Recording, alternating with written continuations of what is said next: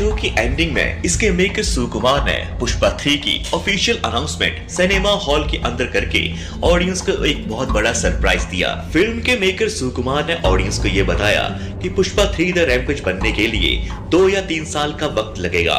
Pushpa 3, of course, ఒక సంవత్సరం shoot almost 2 years ఖర్చు పెట్టాను. 2 years అంటే 3 years తీసేసుకున్నా. पुष्पा 3 द रैम्पेज में डीएसपी गोविंदप्पा की होगी वापसी।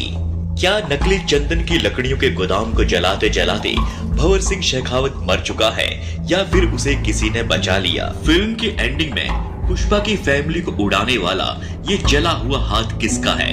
भंवर सिंह शेखावत का या फिर किसी और का? सिद्दप्पा ने पुष्पा को सिंडिकेट का बादशाह बनाया और पुष्पा ने सिद्दप्पा को एमएलए से सीएम, दोनों का हिसाब बराबर। अब होगा दुश्मनी का खेल। पुष्पा 2 की एंडिंग के बाद अब अपने अधूरे सवालों को जानने के लिए हर किसी को इंतजार है पुष्पा के तीसरे पार्ट द रैम्पेज का।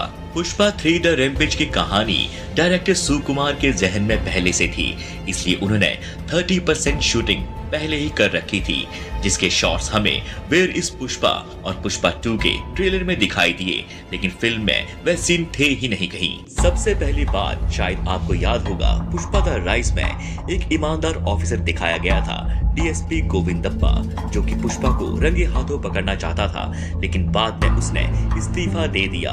पुष्पा 3 द रैम्पेज में इस किरदार की वापसी होगी। तो मालिक छोड़ेगा नहीं। कौन है जान मालिक? और कौन रहेगा? वही है।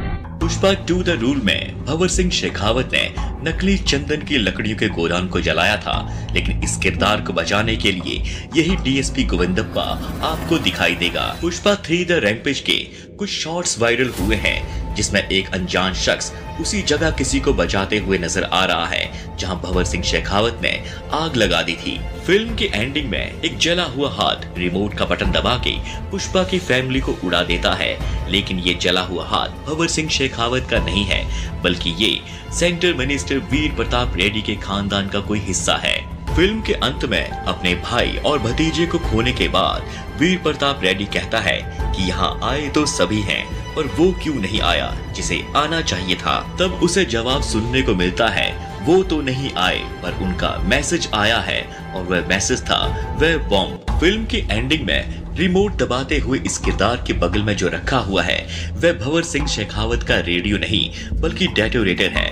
इस बटन की वायर इस डिवाइस से कनेक्टेड है, जिससे कनेक्शन बनाकर बॉम्ब को ब्लास्ट किया जाता है, जैसे कि अक्सर माइनिंग में किया जाता है। और वीर प्रताप रेड्डी और ये शख्स दोनों पहले माइनिंग में ही काम करते थे। इस नए किरदार की बात करें तो साउथ एक्टर विजय देवरकोंडा ने डायरेक्टर सुकुमार के जन्मदिन पर यह बात पोस्ट शेयर के क्लिक कर दी थी कि वह अब सुकुमार के साथ काम करने के लिए एक्साइटेड हैं, और उन्होंने उस पोस्ट पे लिखा था Pushpa the rise, Pushpa 2 the rule और पुष्पा 3 द रैम्पेज। इस बात से ये क्लियर हो जाता है कि पुष्पा 3 द रैम्पेज में साउथ एक्टर विजय देवरकोंडा आने वाले हैं। पुष्पा 3 द रैम्पेज की 30% शूटिंग कंप्लीट हो चुकी है, जिसके शॉट्स आप वेयर इज पुष्पा के टीजर, जो कि 7 अप्रैल 2023 को अपलोड किया गया था यूट्यूब पर, देख सकते हैं। और नए ऑफिशियल ट्रेलर में भी आपको कुछ झलकियां दिखाई देंगी जो आपने फिल्म में नहीं देखी थी। पुष्पा 3 की शूटिंग अब 2027 या 28 में शुरू होगी। इन 3-4 सालों में कौन सा किरदार जाएगा और कौन सा नया किरदार आएगा, ये तो डायरेक्टर सुकुमार ही जानते हैं। लेकिन अगर ऑडियंस से पूछा जाए तो वह केजीएफ स्टार यश को पुष्पा के तीसरे पार्ट में देखना चाहेंगे। आप कौन से किरदार को पुष्पा के तीसरे पार्ट में देखना चाहते हैं, हमें कमेंट सेक्शन में जरूर बताइएगा दोस्तों। और अगर वीडियो अच्छी लगे